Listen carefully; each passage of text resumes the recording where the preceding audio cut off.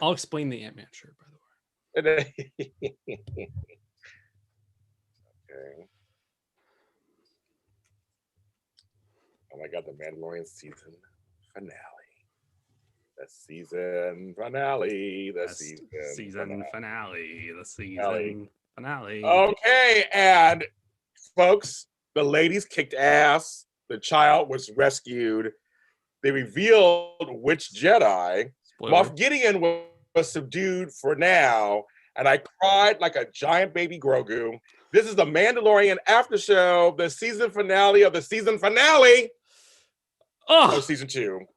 On JLJ Media, I'm James Lott Jr., and that's Ryan Nilsen up there. I'm Ryan Nilsen. The Force is with us. How much did you cry this morning? You watched this at midnight, right, James Lott Jr.? Midnight. Yes, I did, Ryan. I watched it at midnight. When as soon as it came out, because I said I knew that I couldn't leave it to chance to have anybody tell me or read anything in the middle of the night or first thing in the morning. I'm so glad I did.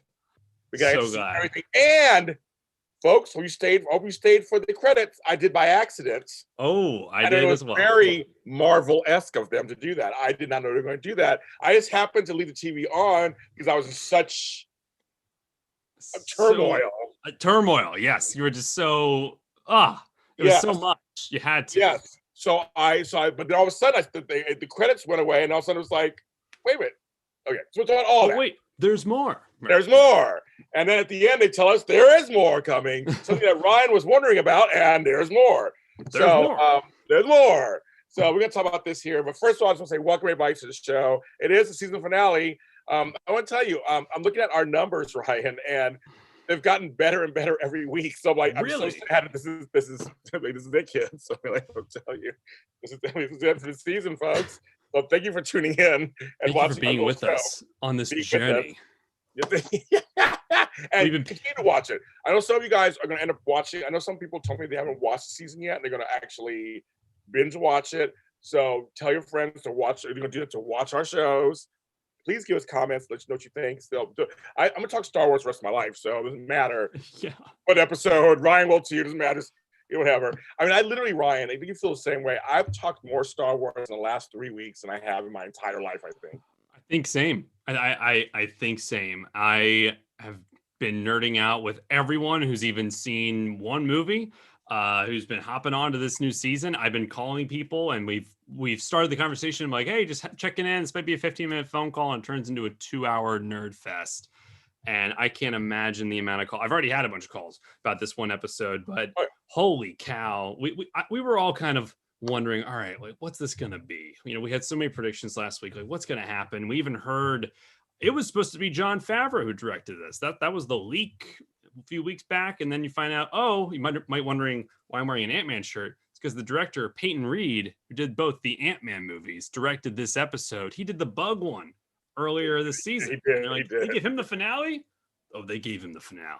Oh, they gave him the finale. They gave him the finale. They did. This episode was the most Star Warsian episode ever of the series. I was like, this is very Star Wars. It was from the opening shot to the ending shot. It was and literally the ending shot. It was very Star Wars. So we'll get into it. I know we just keep. We're like, oh my God! So you guys are coming in. Good. Everybody just keep on coming in. Where do we even? Yeah, where do you even Ryan? Where do you even begin? Just reacting still. Like, I'm naming both my kids. I'm naming one Dave. I'm naming the other one John, after Dave Filoni and Jon Favreau made this show. This is the best episode or 45 minutes of TV in all of 2020. This is maybe the best thing in Star Wars we've gotten since 1983. Where else can I go here? The ending made grown men cry. It made just families sob together in collective peace. I felt like I was entering a Jedi state watching this episode. And then, they give us a post-credit scene and blow our minds for the third time in a week, Disney, already announcing 10 shows last week. And here's one more for you. Holy cow, this episode. James Lott, did you sleep last night? I didn't. Because here's the thing. You were wondering what's going to happen about Boba Fett. They told you, say, here, this is for you, Ryan. All right? I know you were wondering. So here's for you. Because you were wondering last week. You're like, we didn't, they let you know. I didn't sleep. I literally watched it at midnight, folks, on Pacific Standard Time, and I was so amped afterwards. I couldn't go to sleep. I had to get up Shaking. at 7 in the morning to go to work. So I'm a little tired right now. My eyes are like slits just because I'm a little tired. But I seriously, I had to watch it because I know you people out there, I know you guys would spoil everything if I didn't watch it right away. Oh, and I'm glad. And you know that that's a real thing. So many people. I was getting texts from friends this morning right when I woke up. They're like, "Don't go on Twitter. I made a mistake. I went on. I got something I just know Uh, you would never in a million years want to get spoiled." I even tweeted out this morning after watching the episode. I wouldn't want my worst enemy to get this episode spoiled for them because yeah, there's just yeah, so much that I agree happens, with and that. we're spoiled talking, right? We're breaking it all down. Oh yeah, everybody's on right now. Spoiler alert! Spoiler alert! Spoiler alert! Spoiler alert! Spoiler alert! Spoiler alert! And we're spoiling everything. Um, that's it's fine. But we're gonna It's spoil fine. everything. I guess we'll do our usual. Start from the beginning and we'll get to everything.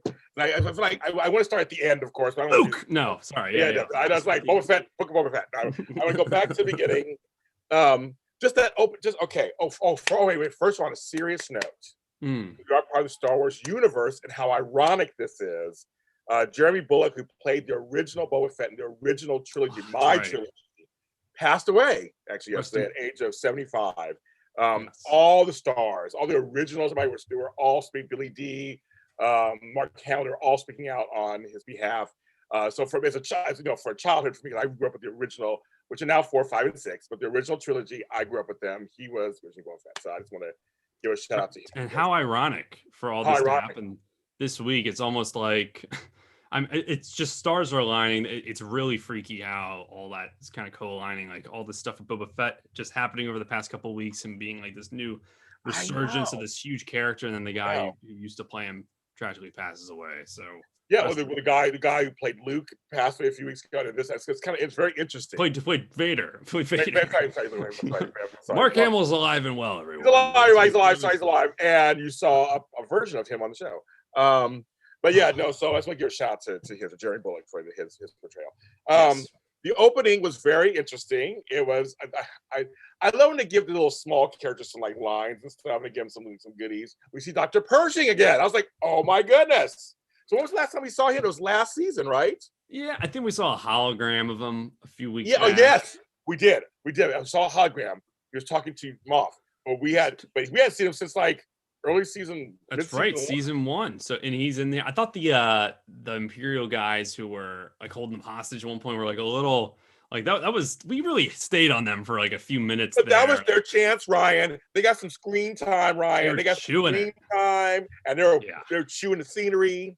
And they were like, we're going to make this scene. We're going to make this scene, folks. Mm-hmm. And then just get shot in the face. He did get shot in the face. That's like right there. He was talking about smack. He was talking about smack to the first one was like, I'm not. Of course, Rat's sinking the ship. I'm not with him. We can work out a deal. And he's like, no, you won't. In my head, I had to chuckle on that one. And then the other one, he started talking all this smack. But see, there was a moment him and Cara Dune were connecting on when he was talking his crap about her planet. He's like, I see the tear. I see the you lost a whole planet of people, Alderaan. Also, we lost a huge Death Star people. And like, whoa, that's right. Millions of people did die. Right. And so it's very interesting how she was thinking, I mean, she's still, like I said, shot in the face. But she was just, but it was like, I love how they gave us a little bit of like, here's a little story here, so we can hear a little more. It makes sense to throw it in at this point. And again, that person whoever the actor was got some screen time and some lines, so he worked it out. But they get Pershing. Well, yeah, they get Pershing, who just like whatever. He's a lame duck, so but they're going to use him to get and that's fine. So they get him. They're going to use him. I gotta tell you, I gotta tell you, I love that ship. I love that ship. Slave I One. love the Slave One so much. I love it so much. The way it flies, the way it lands. So cool. It's so cool. I wrote down my notes. I love this ship. I love it too. It was so cool. And it lands at that planet right, and there's two other, you see that like really cool looking ship it's parked right next to, and you're like, who are they about to go pick up? You always like all the ships. You like all those ships and stuff. You always do. You always notice them.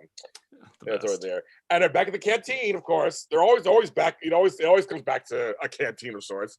And we see your chicks. Oh, Bo-Katan. Back. The Mandalorians are back. And what about when they stepped in the cantina and you just hear like the music, the bootstraps? It's like these two badasses going in, and then they're talking to two other badasses. There's just a lot of badassery going on. And she calls him out. She's like, I've heard your voice 1,000 times, because he's a clone. And she's like, oh, this I'm a bill to my father. She's like, you mean your donor?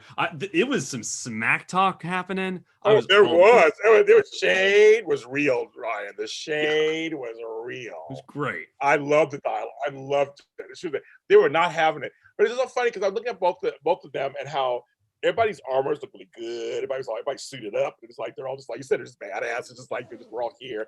And it was just back and forth. I thought it was kind of cool because normally it's always the guys in movies or TV shows, they go back and forth, they start fighting. It's kind of cool that it's a chick and a guy both decide to fight each other. I mean, it was and it ends with them both flaming, like the flames were combining, and just oh my gosh, it was like awesome. It was like, come on, people, come on. And of course, it's the thing like they took the kid, and they're like, okay, we'll join you. But no, but he promises them that hey, Darksaber Moff, he's yours. Dead or alive, but like he's yours, and we just want the kid. And they're along for the ride. They're game. They're game. I mean, everybody, the child is what unites everybody. It seems like that's the Grogu's the one that unites everybody. They're just like, wait a minute, he didn't deserve to be taken. Here we go. There's Laura. Hi, Miss Laura. Hi, Laura. Hi, Laura. And so you could tell that when you mentioned a child, everybody kind of like, okay, we may fight with each other. It's like family. Someone else can talk crap about you, but you talk crap about each other. But if someone else talks crap about you, then you all go, no, you can't do that. Or it would appear so. I think they agreed to tag along because of the Darksaber, but we don't really fully figure that out till later. Right. Which was interesting. Yeah.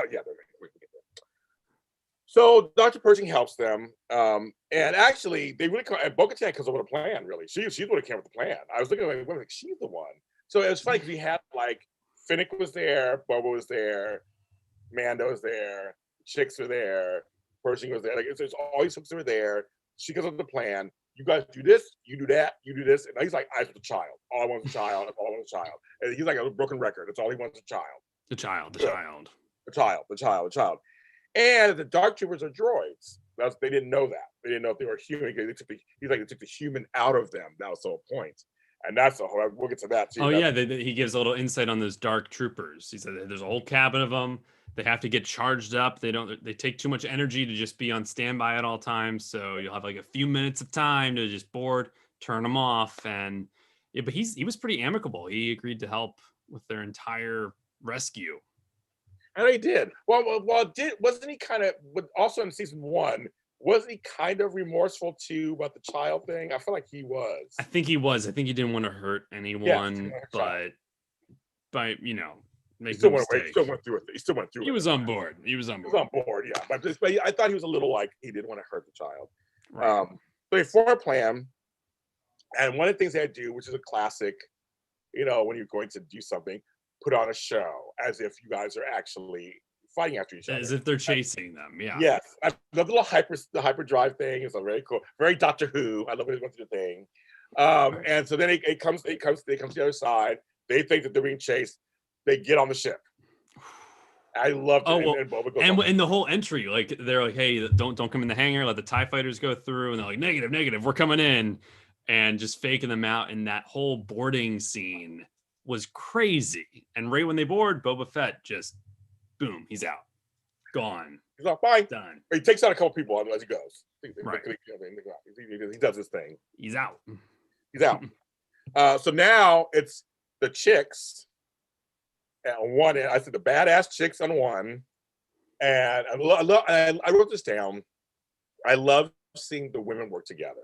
A lot of shows don't do that, so I thought it was very cool that the women were equal to the men in terms of this mission. It was very, and almost like, and didn't even make a point of it really. Like I didn't even I remember someone mentioned that to me like earlier today, and I was like, oh my gosh, you're right. There was a whole group together. Like I didn't even. It happened so seamlessly and unnoticeable because I know there's some other like big franchises who sometimes make a big deal of it and are really trying to like highlight and point, like, see what we're doing here. Whereas Right. this was very natural and it was It awesome. was natural. It was natural, but I just want to mention that because we do an after show. I just felt like that's something I just noticed. I go, that was just nice to see that they were like so they were part of the planning. They did the planning, and The literally whole they plan. worked together, and they worked. They took out also they worked together. And Oh it's my very gosh. cool. They didn't need a man at that point, and like you said, it didn't matter. They're all badasses characters, What a so crew. you know, it didn't matter, right? It really didn't matter. That's a great thing. Um, Guns blazing. Moff activates the troops because he realizes something's up. Activate the duck. Um, and that whole scene was cool. I know there he is, Giancarlo. That whole scene was kind of cool. Oh How my they were all gosh. kind of The they were scary. They were music, scary. the dubstep, like almost the music was both them turning on and it was also a bit of a score. I loved that. And it fit. Like I never thought a dubstep track would work in Star Wars, but it worked seamlessly here. The music throughout this whole episode was kind of amazing. I was Everything. gobsmacked by it. Like Ludwig Göransson, I think's the Yes. Oh right. yeah. Yes. Yeah, he's the composer. He knocked it out of the park. And we had so much new music this time around. I was really into it. It totally made sense. Every scene made sense. The music made sense in every scene, especially later when they do. He will talk about those. Yeah. Yeah. And so, like, so they're in there, guns blazing. They're knocking out the dumb stormtroopers. They're doing all that. Um, I love seeing that. And then Mandelson he is comes in the shadows. Remember? Mando sneaks in after they all go out. yes. So they go that way. He goes that way. They're killing people on. They just killing everybody. And then dark troopers are being brought up, and actually it comes to a point where Mando and the dark troopers are coming his direction, and he tries to close them off. But we got one that comes through, so we get to see what they can do. And he wrecked Scary. shop. Scary. He almost killed Mando. I mean, the scene where he was just punching the face, like one of those like sock'em Yeah. bop 'em Yes. robots. Yes. Sock'em Yes. stop 'em. Yeah, that was horrifying. And if it wasn't for his strong helmet, I mean, that would have went right through. And he even uses his like the chirp, the chirp weapon, his wrist rockets, and that doesn't even do the job. He had to take the whole spear out, and that's what ultimately got him. Yeah.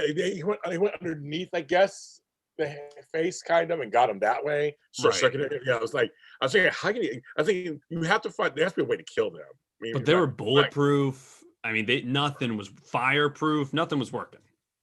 and here's the part. I had a feeling because I go when he pressed that button, they all go out in space. I'm like, that seems a little too. From Alien, you've seen that in Alien That's too. totally from Like, Alien. Totally from Alien. I'm like, that's a little too easy. That's a little too easy. They're just gone all of a sudden. After all that, we'll get to that in a second. right. But I wrote down they're scary. They scary. They're scared the crap out of me. So I was looking in the face. Okay, so then he finds the child. Yeah, he finds the right. He takes out the troops. Which, by the way, and my brother said something. I just rewatched the episode. Mando takes out one of the guards, like spear to neck, and it was pretty violent. I said, "Wow, I don't think we've ever seen something like that in Star Wars." That was pretty crazy. And goes in, and there's a dark saber to Baby Yoda's throat, to Grogu's throat.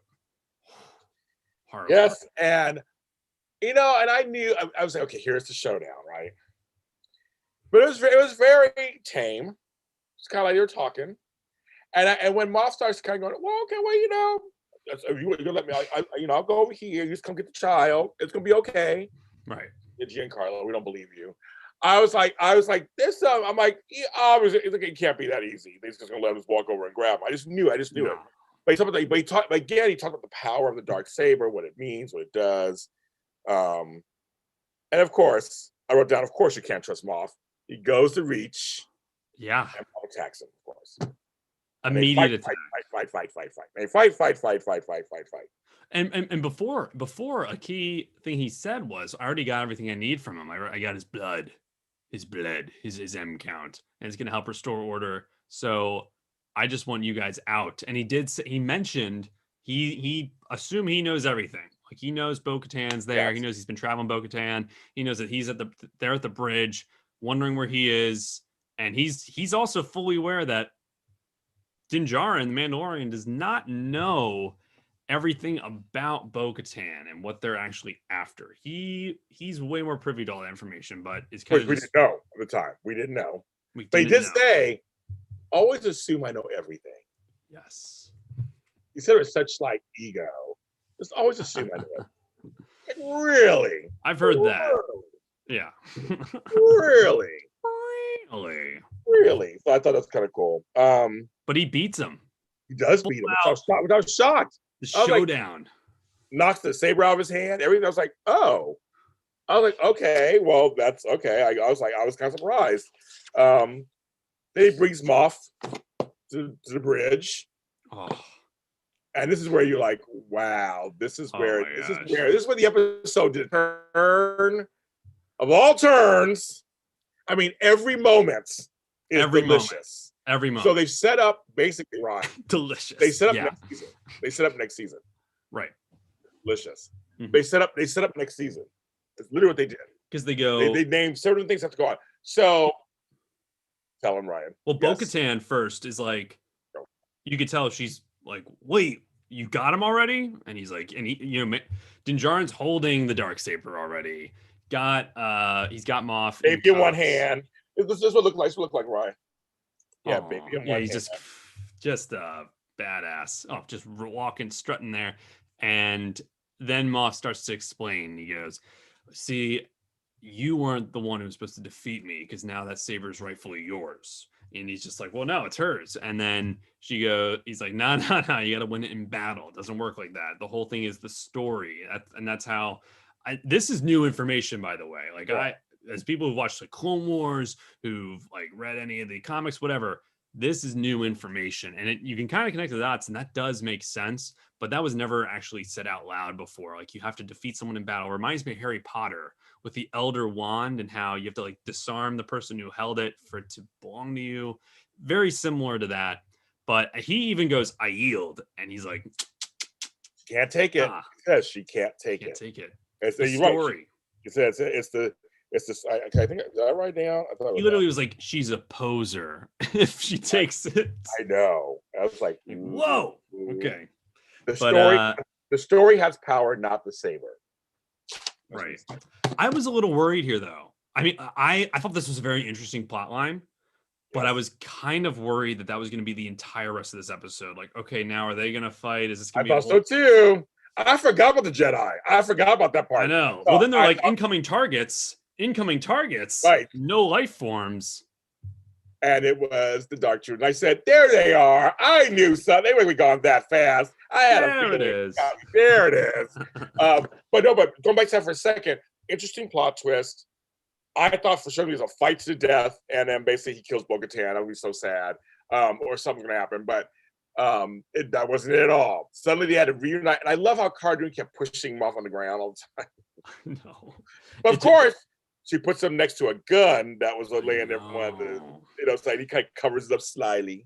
So was that was just a gun on the ground? That was a gun on the ground, right? That wasn't. I think it's from one of the, probably killed one of the stormtroopers. Got it. Okay. And so it was just on the ground. So he's kind of covered his little cape over it. It's like, look what I found. Look what I found. Yeah. And so, so I was like, that's a storyline of some sort because Mando has the Darksaber. I mean, she wants it, so that's gonna be next season. Something with that, but no, there's more. They're back. They're back, and then they're entering slow mo. You're like, oh, that's right, they fly because that's how they pick up the logo. To the ship, and I was like, that's right. So they line up like an army, and the suspense. Close the blast doors. Oh my god, the suspense. They're all standing there with the guns ready to go. And he keeps punching and punching. And it went on forever. I was like, oh my God, it's in real time. He's punching and punching. Do you know what I thought for a split second? A split second, I was like, oh, well, he's going to need to use that Darksaber to fight him. Like, I thought that was what's going to happen. I wasn't even, other possibility was out of my mind. I was like, okay, how are we going to do this? Because they're all aiming up, and I'm like, oh my gosh, this is a classic, they're about to breach the door and have a big old shootout. And then it's like one X-Wing incoming. Oh my god, and just Ryan. like, one X-wing, nice. And I okay, so I gotta tell you this. I Yeah. gotta tell you this. So I was watching this earlier today, and I outwardly was like, no, no, and slowly kept going louder, no. And like as it lands, no, showing the security camera footage, cloaked figure, no, they're not, no way, they're no. Like I just was yelling, there's no way they're gonna do this. Okay, so Ryan, the cinematography, Oh, the way it was shot. Okay, incredible. first of all, it was very reminiscent of Rogue One at the end when Darth Vader comes in. Because again, we didn't know he was coming in then, we didn't know. So I'm sitting in the theater, and my man comes and starts killing people. I was like, there's the Darth we know. Oh my god. And it made sense because that time period, it totally made sense, but they didn't tell us that. So Totally this made reminded sense. me of that. Even though we knew a Jedi was coming, all forgotten about that for some reason because the episode was so packed Right. full of other stuff. And I was like, and all of a sudden the way they're watching so here's the thing. Okay. So the way they shot it was so amazing. I know, it's like all the security camera footage. Security like, cameras. What is this? And then baby Grogu gets up and like suddenly put his hand to the monitor as the Jedi. Right. Oh, excuse me, the cloaked figure. And then you see the green, you're like, okay, who's this guy? Ahsoka? No, mate. She had white. No, wait. Okay, who? And then it's like, all right, there's some slashing. And then what did it for you? What was the moment there where you're like, it's Luke? Which moment? Because for me, it was like I saw the hilt of the lightsaber, and being like the nerd I am, I'm like, that's his hilt. That's his hilt. No, I'm saying, yeah. I don't know. I don't know. I mean, I'm trying to go back to my time. I feel like right before when he first walked in, I mean, after he walked into the bridge, I'm like, that's Luke. Before even the moment you saw a figure, yeah. I saw a figure. I was like, I think that's. I said, I'm not sure. I was like, I said, it'd be funny if it was Yoda. No, I was like, no, I said, so it's Luke. It has to be Luke. It's Luke. It has to be. I just think it has to be. But what Luke? Because I know time period, I was kind of like, so still, I mean, still a shock. It was still the anticipation and shock kept changing because it was first like, is it a Jedi? It's a Jedi. Is it this? It's not that. It's Luke. Okay, it's Luke. Are we gonna see him? Like, where is this gonna cut off? I know we're hitting towards the end of the episode. Right. Like, are we gonna what's gonna happen? Like the whole time. And Michael B. said he thought it was Mace Windu at first, which I thought that might be a possibility. A lot of people were speculating that. But it kept just going and going and going, and then elevator. The elevator. And it's the same hallway. Like all the cool stuff in Star Wars always happens in hallways. Very Star Wars. Very Star Wars. Smoke. Like this is just like the Vader scene. I'm like, this is very Janet Jackson Rhythm Nation tour. It was just like a dry ice. It was like he made his entrance. He's wearing a cape. I mean, it's just, and also it's like, let me put my hair back. It was just like, oh, can we do this? It's like, ugh. Almost like different from Vader. Vader, it was like, oh, this is gonna be a slaughter. Like you just knew. You're like, okay, here it comes, slaughter. And then with this, you're like, oh my gosh, you're all these dark troopers. Like there's at least 30 of them. Yes. And then you just see him wreck shop. And then the reveal. Remember when he crushed one at the end? He's like, yeah. Oh, sorry. The reveal, Ryan. The reveal. We're there now. I should have my cape on. There you go. That was it. And I actually have a cape. I wore to a show on Pop and Talk. I should have put it on. I should have probably put it on. You did wear that one. I did. So so the reveal happens, and I'm like, it's the correct era Luke. Right. What do we think? So do we know anything yet? Do we know? Did Mark Hamill? Is it a spliced or is it? Because he didn't say much. So okay. So it's Luke. That was like, boom, it's Luke. It's Return of the Jedi Luke. I've been working all day, so I haven't had a chance to do any research like this. Okay, clearly there was like a de-age, deep fake, special effects kind of like there was something going on. There was definitely some masking and de-aging. That was a big question because what's so funny about this entire episode and just Luke being in it is for weeks we've been speculating like, do you think Luke's gonna pop up? And like even people who thought he was, We didn't think it was gonna be like Yeah, this. We right, thought it was gonna be like a 2-second, like boom, he's there and he's out. We didn't think we right. were gonna get a whole fight scene. So some people were like, "Are we gonna get Sebastian Stan, who plays the Winter Soldier in the Marvel movies? Is he gonna be Luke? Are they just gonna do a younger actor, or are they gonna do someone else like a stand-in and de-age and maybe put like a deep fake on?" And they went that route, which, if I'm being honest, the first few seconds I was blown away, and I was like, "That looks kind of weird." But okay, I'm fine with it. Looks kind of weird. Okay. Like, looks, because his face was kind of frozen. Like he wouldn't Yes, move like the top half yes, of his yes, face. yes, But yes. it looked awesome, and I was good with it. I was good with it. But Mark Hamill did do the voice. He was in the Okay, so that's credits. what I thought. I said there's something they did. He didn't talk much, but there's something I know there's something they did.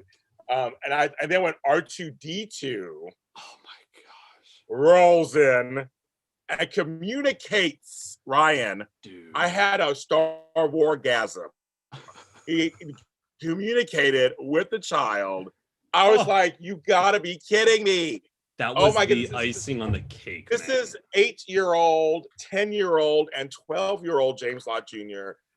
gasming everywhere because they understand what's going on. It's like I, this is I, like you gotta you're taking both my word, taking 51-year-old James Jr. and 10-year-old, and you're mixing them together. Like I was just like nerding out that you couldn't even believe. I couldn't believe it.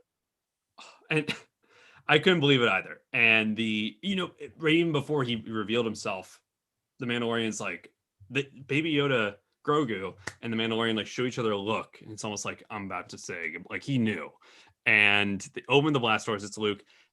I thought for a second he was gonna go, "I'm Luke Skywalker. I'm here to rescue you," because Right. this was the same type of moment. Like this was such a great Luke Skywalker moment.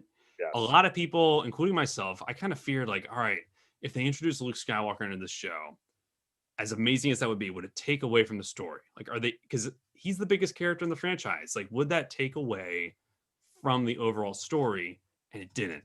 It was perfect for his character and it was perfect for this story. It was the perfect culmination at the end. It didn't detract from the overall arc, so that when we get that moment at the end when he says goodbye, you still felt it. It didn't detract from anything else that happened in the episode. It Well, we'll was get to goodbye wonderful. in a second. I want to put that Yeah, separately. That's a whole separate totally, thing. totally, totally. Sorry.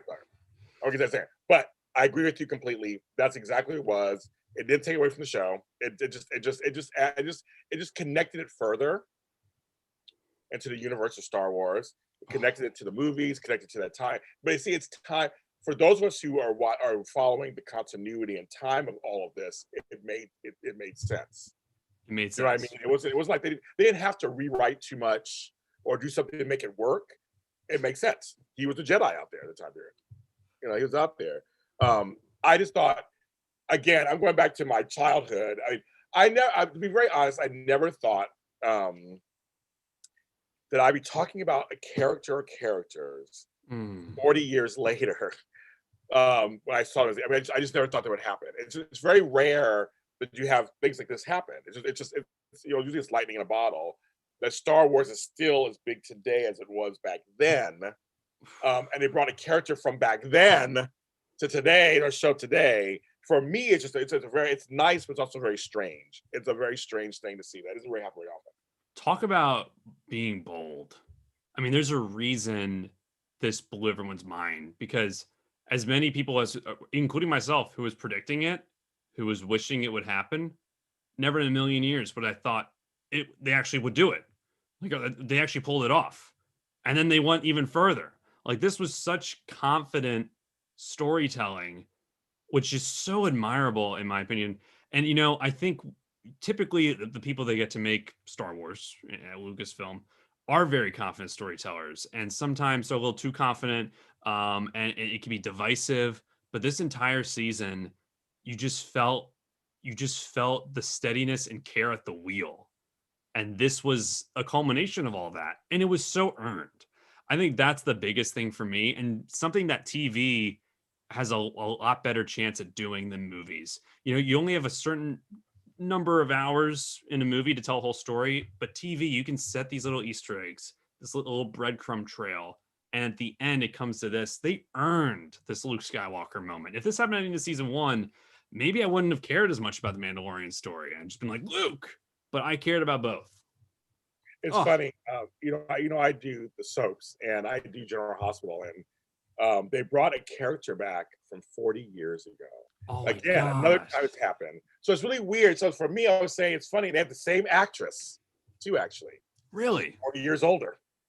It ties into the storyline. So I'm like, for me, it's just weird watching these things. You said you're right. Only on TV can they really do stuff like this and get away with it, and it actually works. I mean, it could also not work, but I'm saying with that it worked, and with this it worked. It completely worked. It's like, okay, this is again, we're following, and people in the chat room are saying all these things.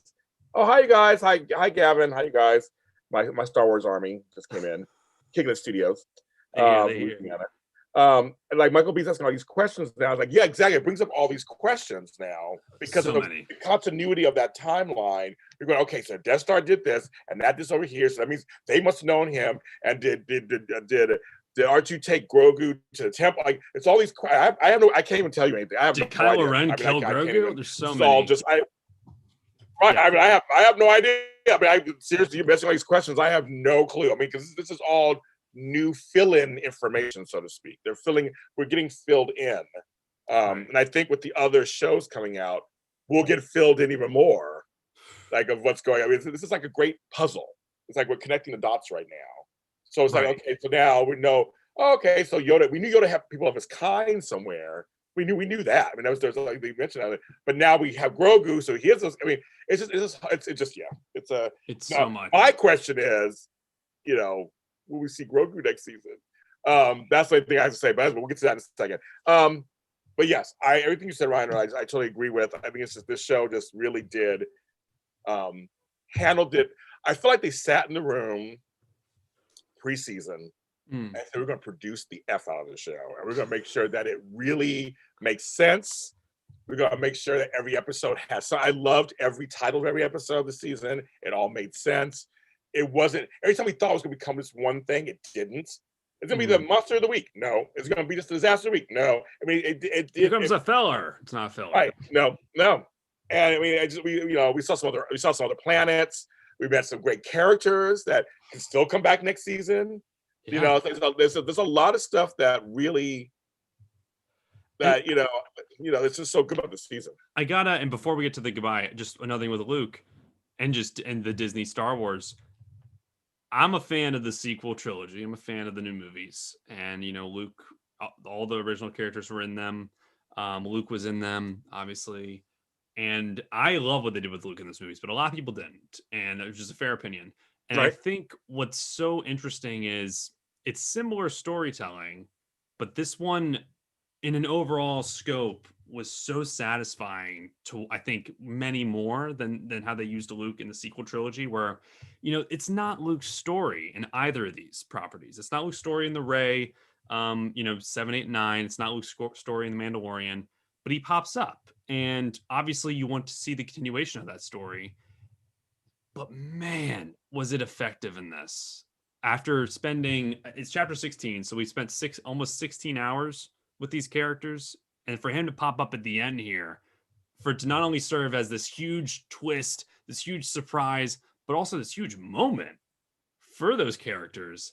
And a lot of people, so this is a really interesting tidbit that I heard online. It's just a theory, this isn't confirmed. Okay. But in episode 9, Rise of Skywalker, there's a flashback to when Luke is training Leia. And there's a moment where Leia knocks Luke down and he takes his helmet off and he's like, and it looks just like the Luke in this one. And people think that might have been the moment that he felt Baby Yoda reaching out. Oh. Which I was like, wow, that makes that moment so much cooler now. It does. If that's the case. The thing is, folks, if you don't read, and I know there's folks who don't even read the books, there's a lot of books out there. There's always been Star Wars books. There's been a lot of books written by a lot of different people that have a lot of different time eras they wrote for, and other stories and things. There's always been stuff going on, but now we're seeing it on screen, so it's a whole new world. It's a whole new world. Yes, it's a whole new world. So now we're seeing like I said, we're getting connected, and it's these fill-ins. They're filling in different parts, and luckily it makes sense. Again, I want it to make sense. I don't want things happening just because. I don't want them to rewrite so much history. You're just like, okay, well, we're gonna make that work.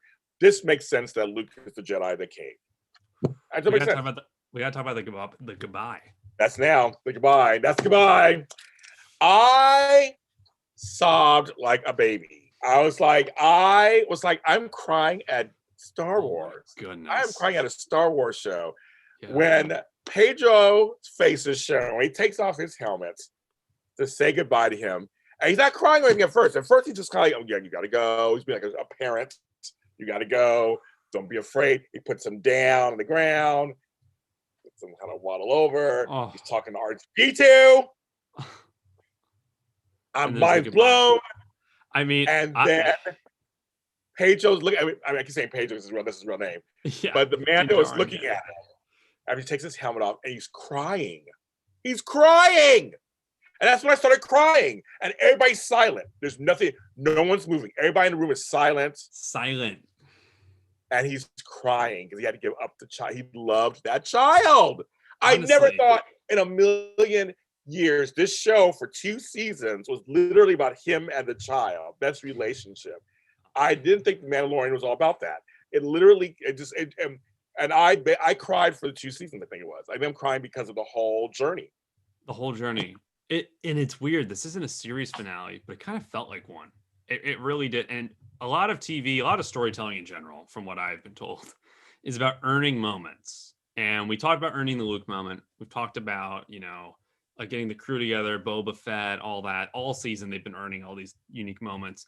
But this was like the big one. This was the series moment in many ways of him saying goodbye to Grogu. And the first time I watched it, since I was just so hyped, I think I was just like, oh, when I just watched it with my family again. And that was I got emotional that time because they just earned it. Like you felt the weight of this goodbye.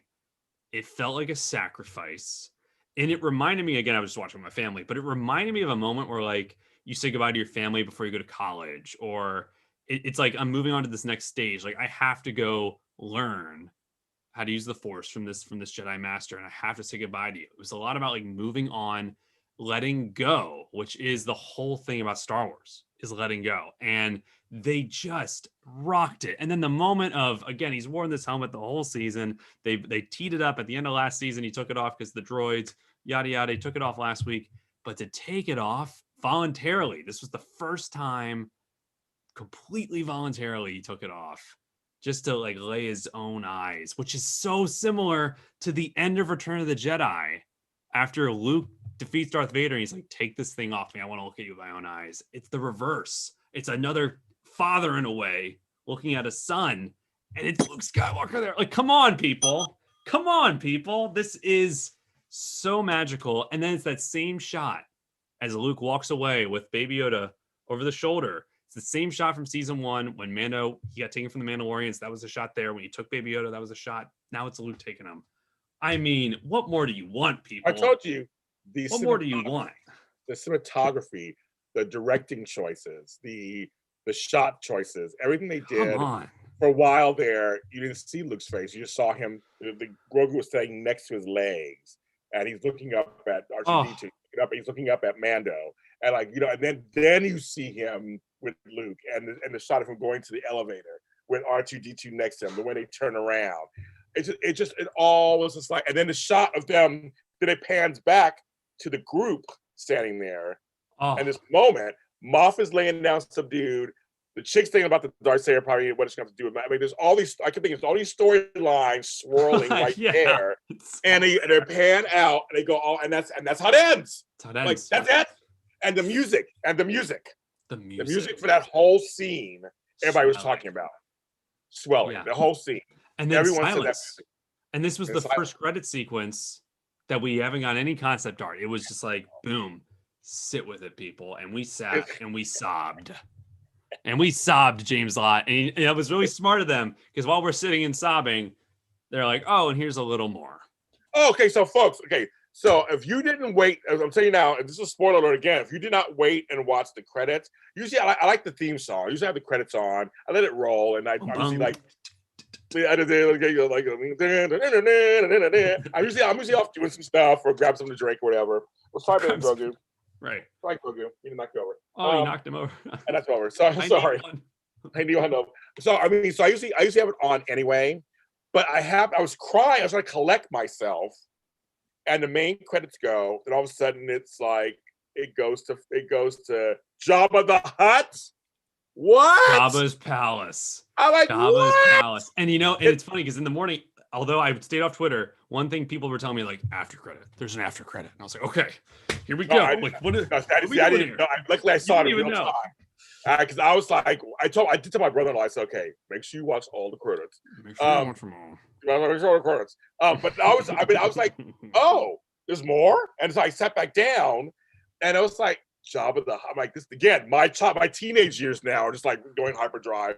Going, oh my god! And so then he's there. Of course, he has a slave, of course, like he always does. Whatever. It's Bib Fortuna, who was because Jabba died in Return of the Jedi. This is like his servant from Return of the Jedi. Yes. I think his name is Bib Fortuna, and he's a little fatter. Weight. He's now the guy in charge. Like, that's so funny. Like, he's the guy. And they had everybody, all the various folks around him. The throne is up there and everything. And I'm like, okay, we're back here again. Okay, interesting. And then all of a sudden, you hear somebody die outside. Again, the choices of the direction and everything. You're like, oh my goodness. Someone dies outside. Someone rolls down the stairs. Yeah. And Finnick walks down the stairs. Like, so I'm thinking, okay, so they left.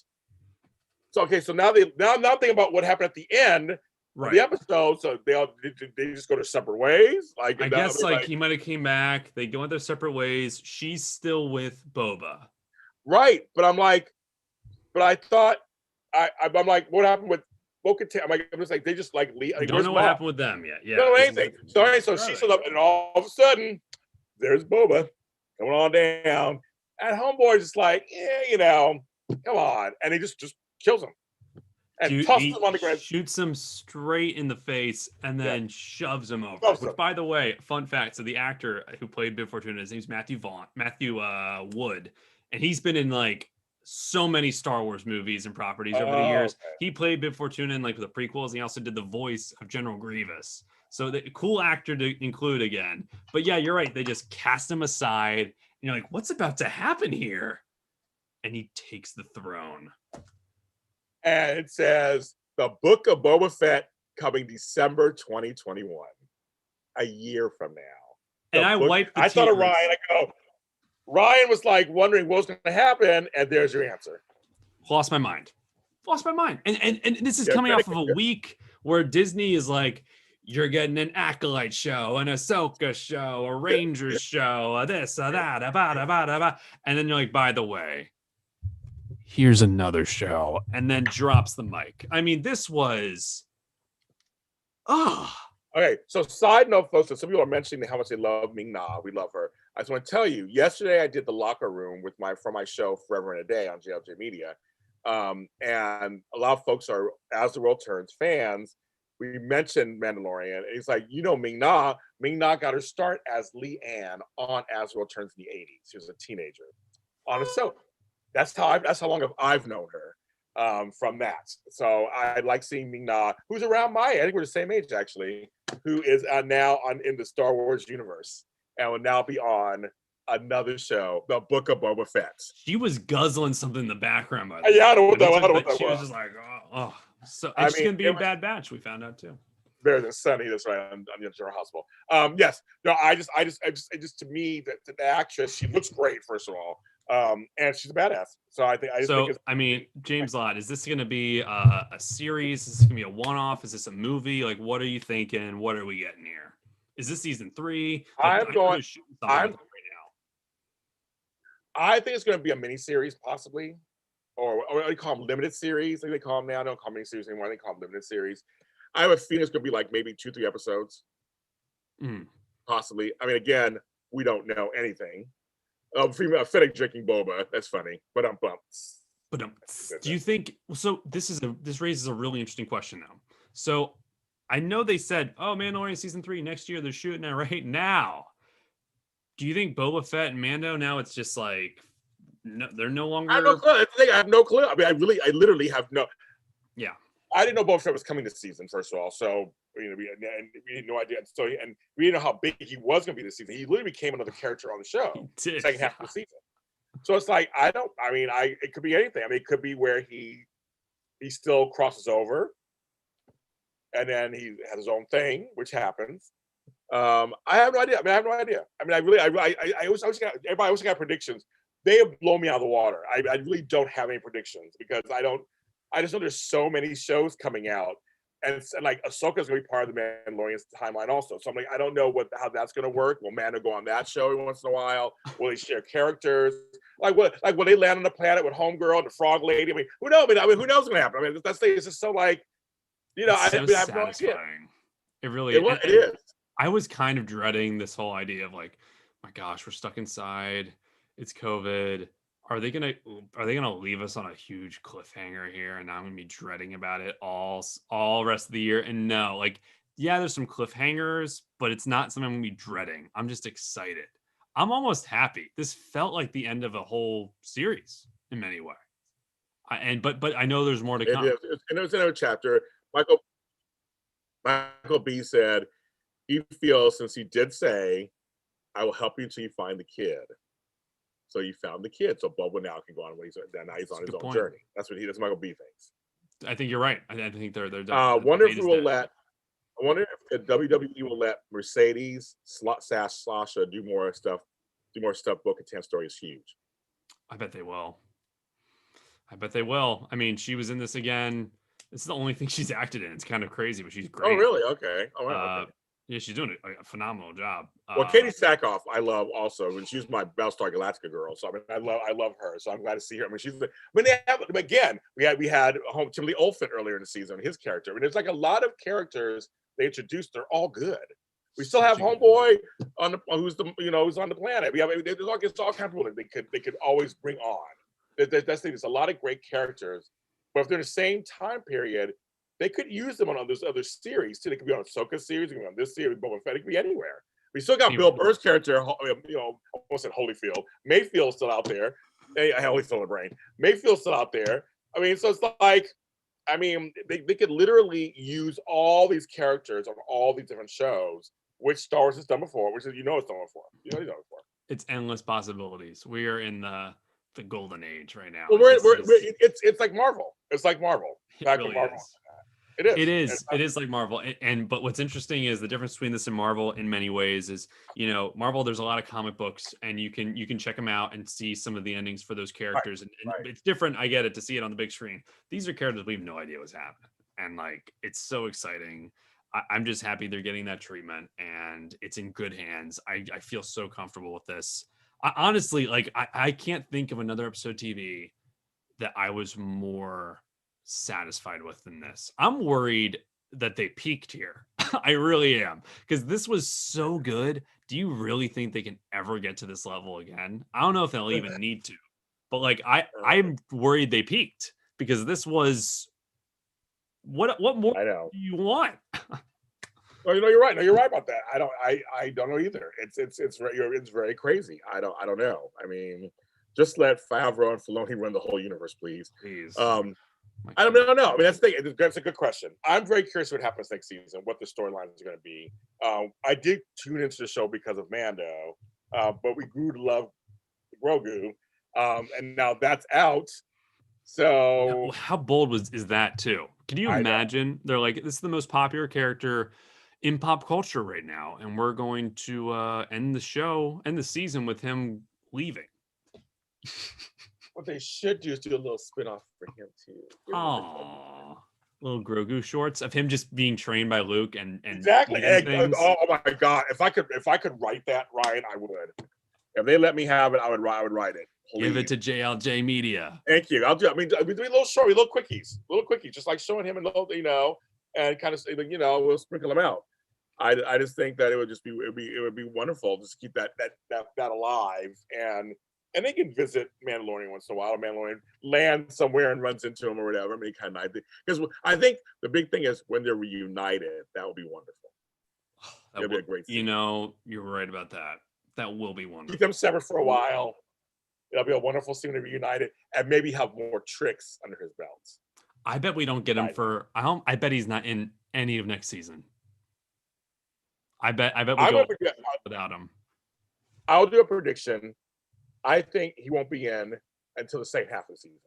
Second half. Show up for at least I bet. Yeah, the first whole thing, we're gonna try to get us to forget about him for a while. They're gonna try to set the tone, Hmm. give us what's going on. I mean, Moff is subdued, but I don't think he's done. I don't think he's done. Right. That's a Yeah, good point. too easy. And and that was one thing. Just coming back to that real quick. I know we're running low on time. Um, a lot of people online were like, "Man, like Moff Gideon went out like so weak. Like, man, he didn't really do anything." I'm like, guys, he's actually, if you think about it, he won out pretty well because he got exactly what he wanted. He already got the blood, and they're already using it to do whatever they want to do with it. I think, which we, if we want to assume, I think it's using that to like maybe bring the Emperor back, and that leads to the sequel trilogy. So he kind of got what he wanted, and it might have felt like, oh, but he lost that fight with Mando. He instigated that fight because I don't even know if he thought he would win. He might, maybe a slight chance, but he wanted that to happen so that the Darksaber would belong to him. And now there's that conflict because if Katie Sackhoff, if Bo-Katan came in and defeated him, killed him, probably took the Darksaber, it's over. He wanted to spark that little, they're going to need to face off now. He really thought it through, and he was prepared to kill himself. I think his purpose was done, and they prevented that. So I know everyone was kind of hating on Moff Gideon here, my boy, but like kind of won out if you really think about it. I agree. I mean, and I'm going to convince me. I agree. I mean, I guess I don't think we've seen the last of him. But I think they're going to try to do the first season, just prediction wise, to get us used to not having, to getting used to a new story. Here's what you're going to do: set the story, try to get us hooked, and go from there. And then maybe later second half, suddenly a Grogu appears. This is the way. This is the way. I agree. May the Force be with you. As Luke said, may the Force be with you. I cried. Force be with you. I cried. I was like, when he said it, him saying it again, I'm 8 years old. I'm 8 years old again. I'm like, I'm back. I'm wearing bell-bottom jeans and platform tennis shoes, and I have a fro like the Jackson 5. And that's what it took me back to, Ryan. It took me back seeing the image. The image, I know, really. That's what I look like back then. I was watching the original Star Wars. And so they're saying Mando could just marry Bo-Katan. She'll be the queen of the Mandos, and then we'll be king. Ooh, now that is. That's not what he doesn't want to be king of the Mandos. He don't care about that stuff. Right, he doesn't care. I mean, that'd be an interesting workaround for her to become queen, but no, I think she's gonna want to. There might be a face-off there. Right. Yeah. They wouldn't leave that hanging for no reason. It's gonna come back. It's gonna come back to some form next season. I mean, it's not just that you can just leave that hanging. I mean, it's just there. It's crazy how this season just blows season 1 out of the water. Like it's just there was no sophomore slump, as they say. There was no sophomore slump. No. It was very. I like the season better than the first. I like the first season. I like the season better. Way better. It's like they found their footing. I'm like you. I'm nervous about next season. I'm a little nervous.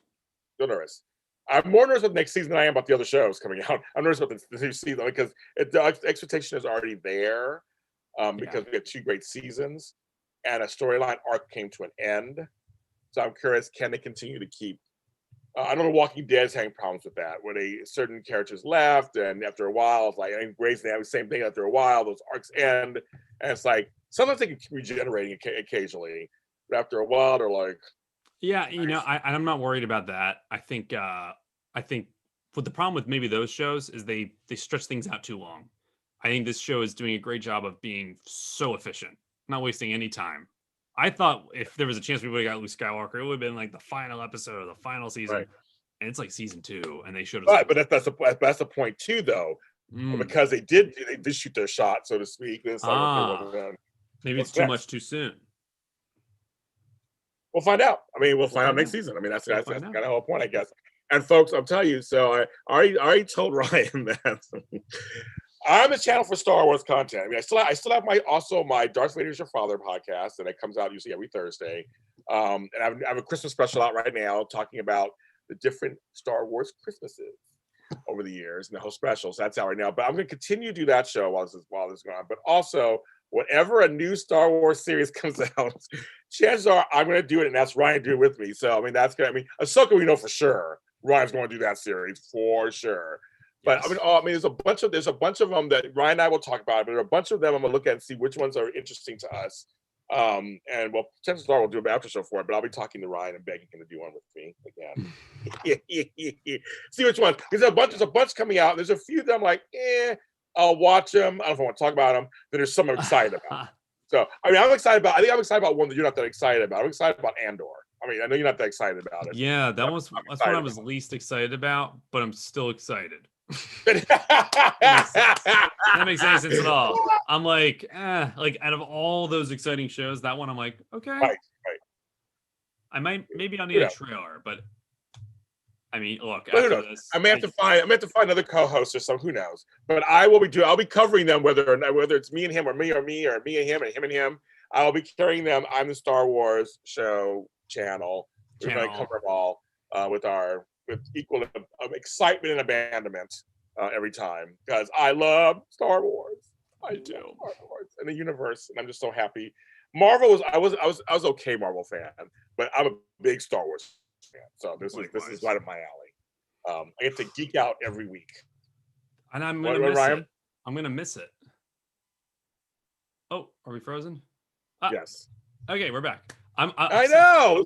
I'm gonna miss it. Yeah. This is our thing every week. I'm so sad too. But that's your Mandalorian after show, folks. That's the season finale of the season finale of the season 2 finale, chapter 16. The Rescue. Written by Jon Favreau, directed by Peyton Reed. So good. Good job, guys. Ryan, tell them where they can find you on the social medias in the meantime. You can find me at Ryan Nilsen, RYNILSEN on Twitter, and at Ryan Nilsen _ on Instagram, and on SCN Live on the Schmodown Entertainment Network, also on YouTube. It's Monday through Friday at 11 a.m. Pacific time. Sorry, 10 a.m. Pacific time and 1 p.m. Eastern. James Lott Jr. Darth Vader is your father. Where can they find you? Yes. Where all James Lott Jr.'s are sold at James Lott Jr. on social media platforms, including TikTok, where I talk more Star Wars stuff on there too. I've been on in a while, folks. I've been on in like 6 days. Oh, there I get the glove. Luke has the glove. I will. He lost his hand. I will be bringing some more content on there, of course. But this is JLJ Media, so all kinds of content on here from Mistletoe Road, Forever and a Day, to all the soaps, everything. Star Wars, follow us here. Like, subscribe, and comment. Be kind. Rewind. No. Be kind and watch. Tell a friend. Tell 2 friends. And again, thank you for all the folks who are actually, in all seriousness, who are listening to our show on the podcast form and who are watching us live. Our numbers are increasing every week, so it means you must like us. You really like us. And you really like us. And we're sorry to shut in, but that's how the season goes. But just stay tuned with us. And again, online, Ryan and I always talk Star Wars stuff. We're doing before we did the show. We're doing an after show online. We always talk Star Wars stuff. Any Star Wars news, bring it to our attention, and we'll happily discuss it with you. Definitely. Yeah, we'll be fine. Now, we'll give a shout out to Steph Sabral because I saw she was commenting today too. We love her. Maybe we'll get her on something next season. Who knows? But she's out there too, talking Star Wars stuff too. She's Chewbacca's daughter, so we just want all that. And I really give a shout out to her. And I want to give a shout out to the actress Cameron Grimes, Emmy winner for Young and the Restless. Her and her boyfriend love Star Wars and The Mandalorian. And so who knows? They may come on the show at some point too and talk about this at some point. But everyone, please have a Merry Christmas. Ryan, have a Merry Christmas. Laura, who's out there, a Merry Christmas.